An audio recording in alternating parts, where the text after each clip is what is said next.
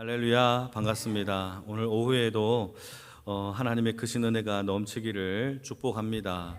우리가 요한 1서의 말씀을 함께 말씀을 나누고 있는데, 제목을 사랑 안에 거하라 라는 제목으로 주의 말씀을 증거하겠습니다. 제가 휴가 때 많은 목사님들을 좀 만났거든요. 그 중에서 잊지 못하는 한 목사님에 대한 이야기를 조금 해볼까 하는데 허락하시겠습니까? 네. 사랑의 교회에서 한 10년 동안 목회를 부목사로 활동을 하시다가, 그리고 국제제자훈련원에서 거기에서 여러 해 섬기시다가 최근에 작년에 1년 동안 미국에서 여러 교회를 탐방하시고 이제 한국에 들어와서 광교라는 데가 있어요. 수원 근처에 광교라는 곳에서 교회를 개척하셨어요.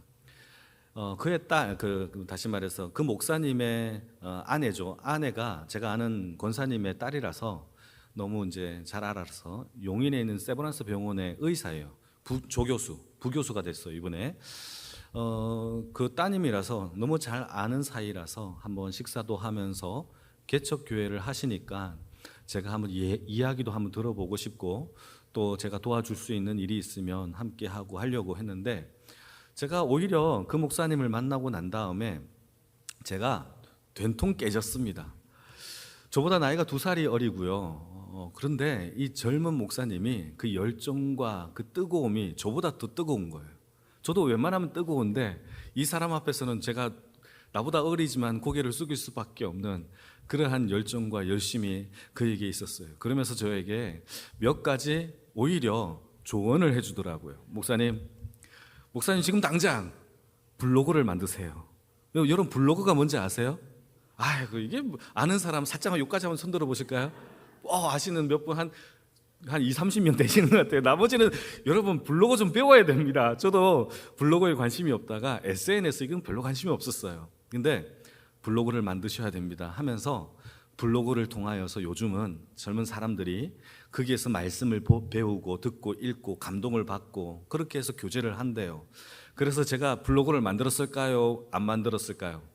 만들었어요.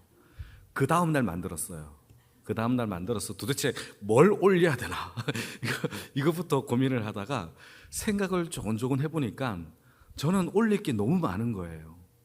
저는 하나님의 말씀을 묵상하고 이렇게 나 혼자 간직한 게 너무 많은 거예요. 그래서 그걸 하나씩 올리기 시작했는데 지금 80개나 올렸어요. 되게 짧은 시간에 많이 올린 거죠. 올렸는데 많은 사람들이 하루에 한 50명씩 찾아와요. 여러분들한테 제 블로그에 오시라는 얘기는 절대 아닙니다.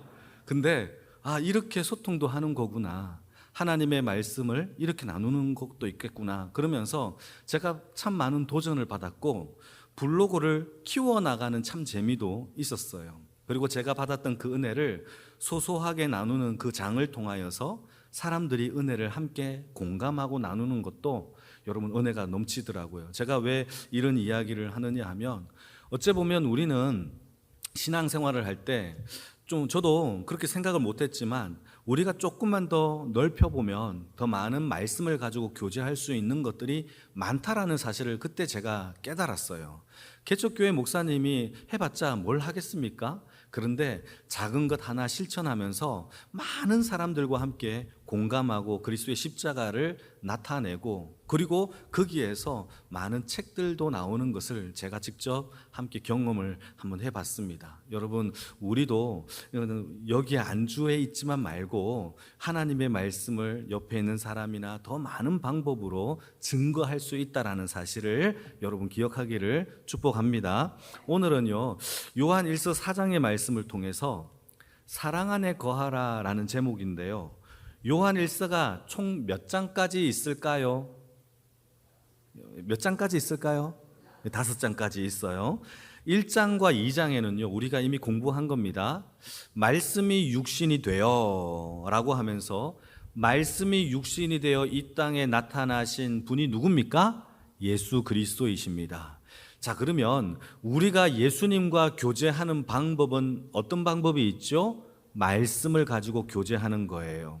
우리가 이 말씀을 가지고 예수님과 교제하는 것을 가리켜 신앙생활이라고 부르는 겁니다. 그리고 우리가 말씀을 가지고 신앙생활하는 그런 사람들을 가리켜서 뭐라고 부르느냐? 3장에서 하나님의 자녀라고 불러요. 이미 공부한 겁니다. 하나님의 자녀가 누구냐? 그것은 말씀이 육신이 되어 예수님과 교제하는 자인데, 이 교제하는 방법은 하나님의 말씀을 가지고 풍성한 주의 은혜를 나누는 자들이 바로 세상 사람들이 아니라 하나님의 자녀임을 우리가 성경 가운데서 우리가 살펴보았죠. 그러면 4장부터 오늘 본문과 5장은 무슨 내용이 나와 있느냐 하면, 하나님의 말씀을 가지고 교제하는 하나님의 자녀들이 이 땅에서 어떻게 살아야 하는지에 대한 이야기가 나오는 게 4장과 5장이에요. 그럼 어떻게 살아야 되느냐? 우리가 이미 다 알다시피 사랑하며 하나님을 사랑하고 이웃을 사랑하는 것을 날마다 증거하며 살아가는 것이 자녀들의 삶, 신앙인들의 삶이다라고 이야기를 하는 겁니다. 오늘 본문 4장 말씀을 보시게 되면 사랑이라는 단어와 하나님이라는 단어가 무려 34번, 그러니까 34번이나 등장을 해요. 여러분 찾아보면 엄청 많이 나옵니다. 사랑, 하나님이 총 몇 번 나온다고요? 34번이나 등장을 해요. 할렐루야. 하나님은 사랑이다. 사랑과 하나님이 계속 등장을 합니다. 다 같이 16절을 같이 한번 읽어볼까요? 대표적인 구절인데요. 같이 읽겠습니다. 시작. 하나님이 우리를 사랑하시는 사랑을 우리가 알고 믿었노니 하나님은 사랑이시라. 사랑 안에 거하는 자는 하나님 안에 거하고 하나님도 그 안에 거하시느니라. 하나님 몇 번 나오죠? 안 세려봤죠? 사랑 몇 번 나오죠? 계속 나오는 거예요. 이렇게. 그만큼 사랑과 하나님이 가장 많이 나오는 장이 요한일서예요. 요한일서. 그래서 사랑장이라고 불리는 고린도전서 13장과 요한일서 4장이 사랑장이라고 불리며, 고린도전서 13장의 사랑은요, 우리에게 실천적인 어떤 일을 해야 사랑인지 실천적인 이야기를 말해주고 있다면, 요한일서 4장의 사랑은요, 이 사랑의 기원, 우리가 왜 사랑할 수 있는지에 대한 사랑을 설명해 주고 있는 겁니다. 그래서 고린도전서 13장과 요한일서 4장의 사랑을 여러분 비교 한번 해보시면 좋을 것 같아요. 자, 오늘 본문을 통하여서 우리가 몇 가지 은혜를 함께 나눌 텐데, 제일 첫 번째는 15절이에요. 15절 같이 한번 읽어볼까요? 시작.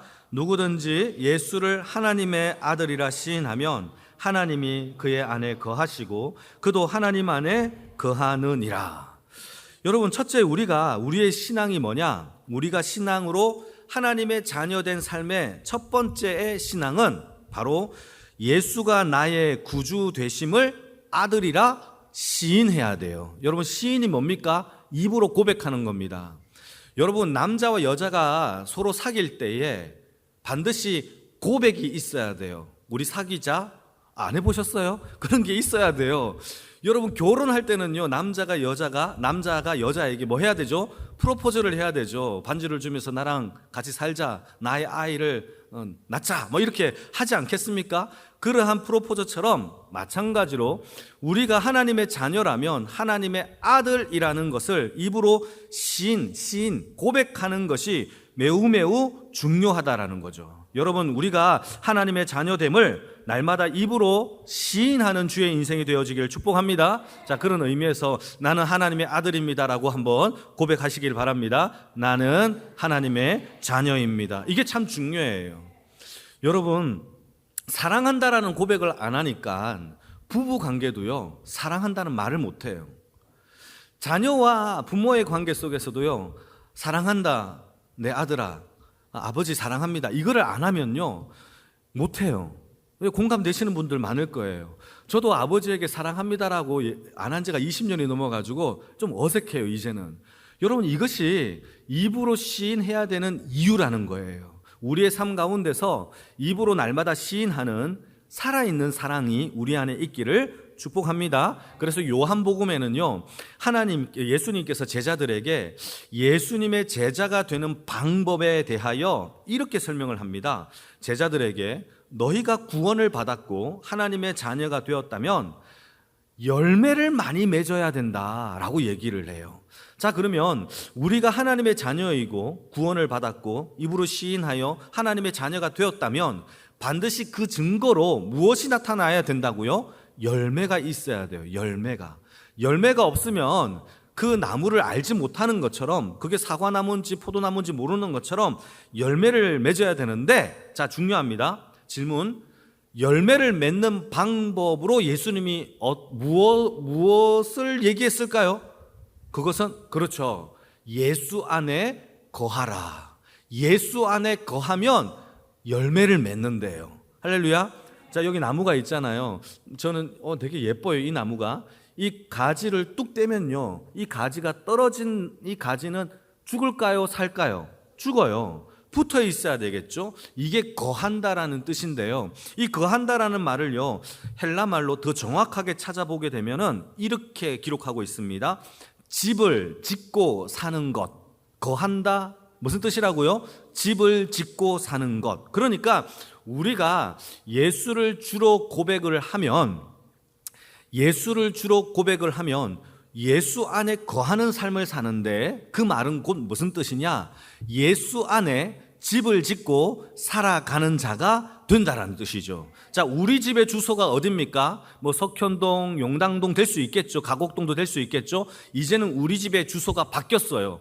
어떻게 하면? 예수를 나의 구주로 고백하면 예수 안에 우리의 집이 만들어진다라는 사실을 믿으시길 축복합니다. 그래서 우리는 어디가 집이냐? 바로 예수 그리스도시, 예수 그리스도동, 예수 그리스도 번지. 할렐루야. 그게 바로 우리 집이라는 거예요.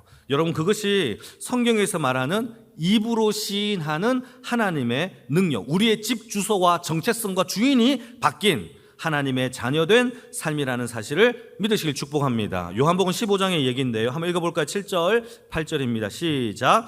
너희가 내 안에 거하고 내 말이 너희 안에 거하면 무엇이든지 원하는 대로 구하라. 그리하면 이루리라. 너희가 열매를 많이 맺으면 내 아버지께서 영광을 받으실 것이요 너희는 내 제자가 되리라. 이게 바로 제자이고 자녀이고 예수 안에 거하는 자의 삶인 줄 믿습니다. 정리를 해보면 우리가 예수를 나의 구주로 시인하는 것, 예수가 나로 나의 구주로 시인하는 것은 예수 안에, 하나님 안에 사는 것이고, 이렇게 사는 자들을 가리켜서 하나님의 자녀라고 부르는 겁니다. 하나님의 자녀가 되는 그 이유는 바로 예수를 믿는 믿음을 통해서만 가능하다라는 것이죠. 여러분, 그 믿음이 우리 안에 넘치기를 축복합니다. 자, 그러면 질문 던지겠습니다. 예수 없이, 질문입니다, 예수님 안에 거하고 예수님의 안에 우리의 집 주소를 바꾸지 않고 하나님과 교제할 수 있을까요? 없다라는 거예요.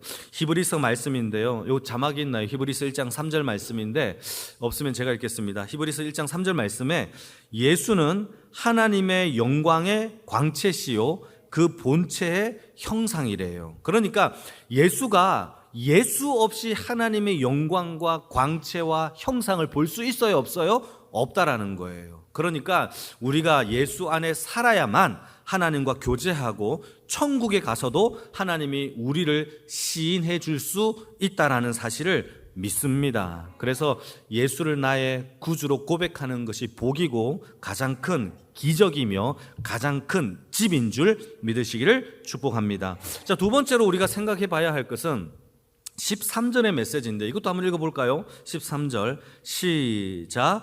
그의 성령을 우리에게 주심으로 우리가 그 안에 거하고 그가 우리 안에 거하시는 줄을 아느니라.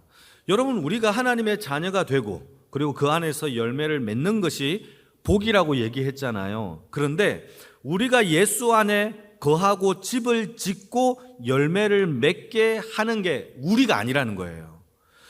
우리가 아니라 우리의 능력과 힘으로 집을 짓고 또 열매를 맺고 거하게 하는 게 아니라 우리 안에 계시는 성령으로 말미암아 그 모든 일들이 가능하게 된다라는 사실을 성경이 말해주고 있는 겁니다. 그래서 두 번째, 우리가 하나님의 자녀로서 살아가는 두 번째 열매가 뭐냐? 바로 성령 충만을 받기를 축복합니다.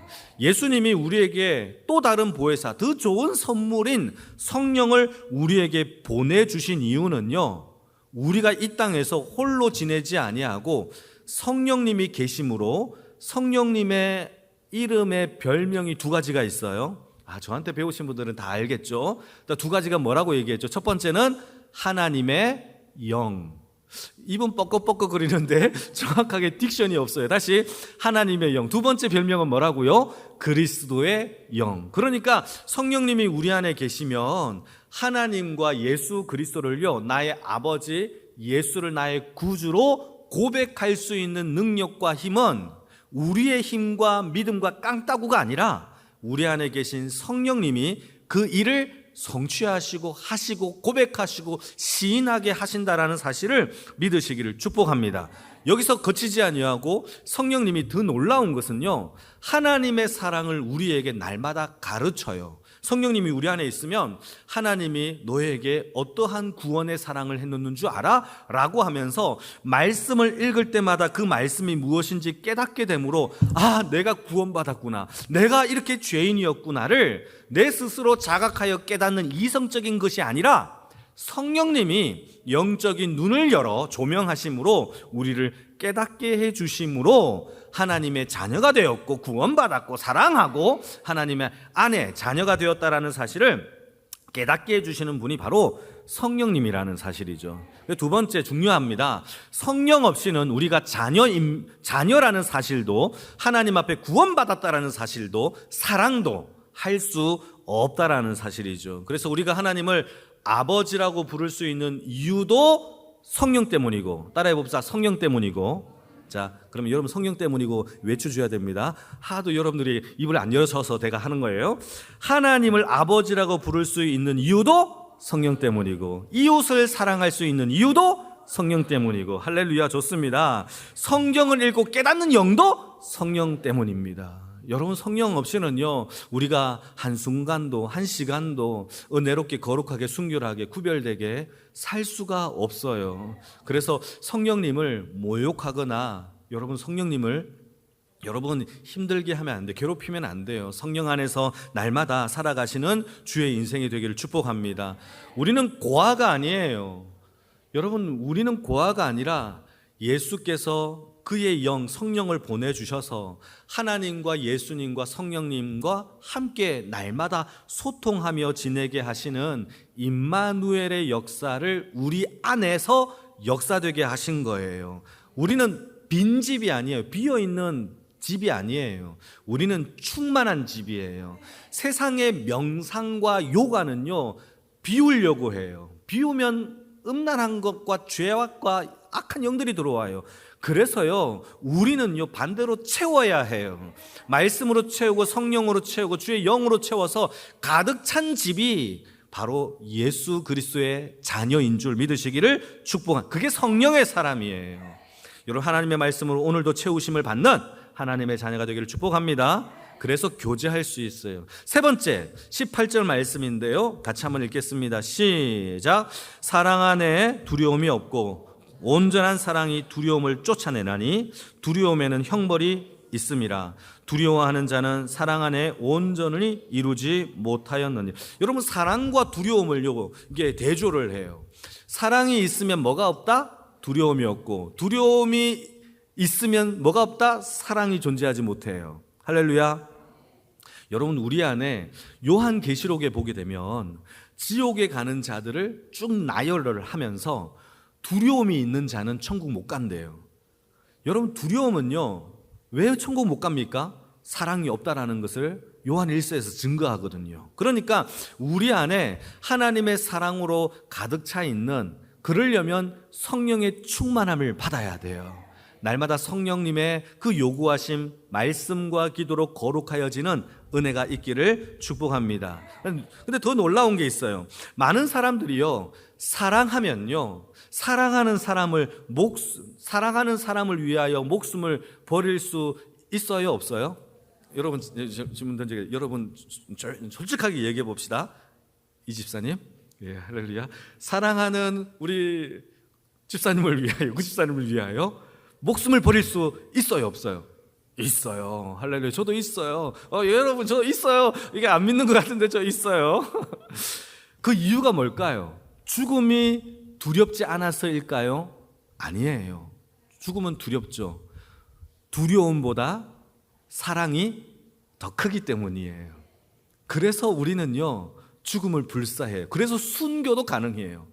주님을 향한 사랑이 더 크기 때문에 그 칼이 무섭지 않는 거예요. 여러분, 이것이 하나님의 자녀의 세 번째 증거래요. 여러분, 우리 안에 사랑이 충만하기를 축복합니다. 타이타닉호, 여러분 이거 많은 예화, 많이 들었던 예화일 텐데 1912년에 영국의 초호화 여객선 유람선이 하나 있는데 타이타닉이라는 그런 배가 있었어요. 그 배가 좌초됐어요. 부서졌거든요. 그래서 물속에 가라앉았을 때에 하나의 사건이 하나 벌어지는데 그게 많은 참 예화로 많이 듭니다. 아버지가 있었고 아내가 있었고 갓 태어난 아기가 있었어요. 그런데 구명조끼가요 하나밖에 없었던 거예요. 그래서 아빠가 그 구명조끼를 엄마에게 입히고 아기는 엄마의 품에 안기고 자기는 차가운 바다 물속으로 죽어갔던 사건이 있었죠. 이게 예화이기 때문에 진짜인지 가짜인지는 잘 모르겠어요. 여러분, 그 아빠가 구명조끼를 자기가 입지 않고 사랑하는 아내와 아기를 위하여 내어줄 수 있었던 이유는 뭡니까? 죽음이 하나도 안 두려워서일까요? 아니에요. 자녀를 향한, 내 아내를 향한 사랑의 힘이 더 크기 때문에 가능했던 거죠. 아가서의 이야기를 한번 읽어볼까요? 아가서 8장 6절 말씀인데 중간 부분만 읽겠습니다. 시작. 사랑은 죽음같이 강하고 질투는 소울같이 잔인하며 불길같이 일어나나니 그 기세가 여호와의 불과 같으니라. 사랑이 뭐같이 강하다고요? 죽음같이 강하대요. 사랑하는 성도 여러분, 우리가 한번 태어나서 주님의 나라에 가기 전까지 그런 사랑 한번 해보시기를 축복합니다. 이 죽음도 두려워하지 않는, 순교도 불사하는, 주를 위하여 각오하는 그러한 죽음보다도 강한 사랑을 우리가 한 번쯤은 해보고 주의 나라로 가기를 주님의 이름으로 축복합니다. 여러분, 죽음보다 더 강한 사랑, 그것은 오직 예수 그리스도의 사랑밖에 없어요. 그 사랑만큼만 우리를 두려움에서 이기게 하시고 염려와 걱정과 슬픔에서 승리하게 하시는 줄 믿으시기를 축복합니다. 바로 세 번째, 사랑이 충만해지기를 축복합니다. 마지막으로 우리 네 번째로 묵상해 볼 것은 20절 말씀인데 같이 한번 읽겠습니다. 시작. 누구든지 하나님을 사랑하노라 하고 그 형제를 미워하면 이는 거짓말하는 자니 보는 바 그 형제를 사랑하지 아니하는 자는 보지 못하는 바 하나님을 사랑할 수 없느니라. 이거 참 중요한 구절이죠. 우리가 보이는 형제를 사랑하지 못하는데 보이지 않는 하나님을 어떻게 사랑할 수 있느냐라고 성경은 얘기해 주고 있어요. 그리고요, 예수님께서 우리에게 요구하고 계시는 사랑은요, 내가 사랑하는 사람만 사랑하는 게 아니라 내가 미워하는 원수조차도 사랑할 것을 하나님이 요구하고 있어요. 자, 그래서 여러분 지금 네 번째 이 사랑의 얘기를 하면서 원수조차도 사랑하기를 축복합니다. 이 아멘이 되게 현격히 떨어졌어요. 그래서요, 이거는요 우리가 해야 될 하나님 앞에서의 기도 제목인 거죠. 저도 마찬가지예요. 원수를 사랑하라? 어떻게 그럴 수가 있어요? 저도 안 되는 일이에요.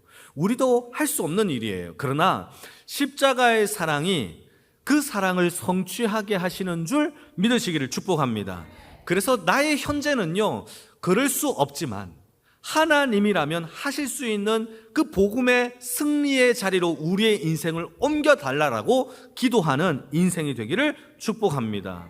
그래, 형제 사랑이라는 것이 성경 가운데 매우 중요해요. 하나님의 사랑이 너 안에 있느냐? 증명해봐라. 증명하는 방법이 내 이웃에 있는 형제를 사랑하는 것이라는 겁니다. 그런데 내 이웃의 형제를 사랑하는 것이 왜 어려우냐? 여러분, 우리 교회만 해도 학력, 성격, 성품 또는 모든 게 말하는 어떤 지적 능력, 이 모든 것이 각각 달라요. 그러니까 우리가 만약에 가족끼리도 하나가 못 되는데 교회 안에서 수많은 사람들이 함께 모여 있는 곳에서 하나가 되기가 어려울까요? 쉬울까요? 가족도 어쩔 때는 미운데, 할렐루야. 가족도 어쩔 때는 밉잖아요. 솔직해지세요. 여러분, 가족도 어쩔 때는 미운데, 여러분, 가족도 아닌 자들을 어떻게 또 원수보다 그 더 못할, 원수만큼은 아니겠지만 그들을 어떻게 또 하나같이 사랑할 수가 있겠습니까? 그러지 못할 때가 더 많다라는 거예요. 그래서 여러분, 우리가 네 번째로 우리가 해야 될 것은 무엇이냐 하면은 바로 예수님께서 우리를 사랑하신 것만큼 이웃들을 사랑할 수 있는 믿음의 역사가 일어나기를 축복합니다. 이거는 우리의 힘으로 되지 않아요. 우리를 사랑하시는 그 예수님의 사랑이 우리 안에 있을 때에 그 사랑으로 이웃을 사랑할 수 있다라는 것이죠. 여러분, 다른 너무나 환경이 다른 여러 지체들을 우리가 사랑할 때에 여러분, 우리의 힘으로 되지 않아요. 예수님의 사랑으로 사랑하게 해달라고 늘 기도하는 주의 인생이 되기를 축복합니다. 그래서 이웃을 사랑하는 데에는 조건이 없어요. 이웃을 사랑하라. 여러분, 성경에 뭐 때문에 이웃을 사랑하라, 저것 때문에 이웃을 사랑하라, 그런 거 없어요. 이런 이웃만 사랑해라, 저런 이웃은 사랑하지 마, 이런 것도 없어요. 이웃 사랑은요, 조건이 없이 하나님이 우리에게 명명하신 사랑이에요. 단 조건이 하나 있다면 예수 그리스도 자신이 우리의 사랑의 조건인 줄 믿으시기를 축복합니다. 그래서 예수의 사랑 안에서 우리가 사랑할 수 있는 하나님의 백성이 되게 해달라고 마지막 네 번째 하나님의 자녀가 되는 조건의 이 네 가지가 여러분 우리 삶 가운데 충만하기를 주님의 이름으로 축복합니다.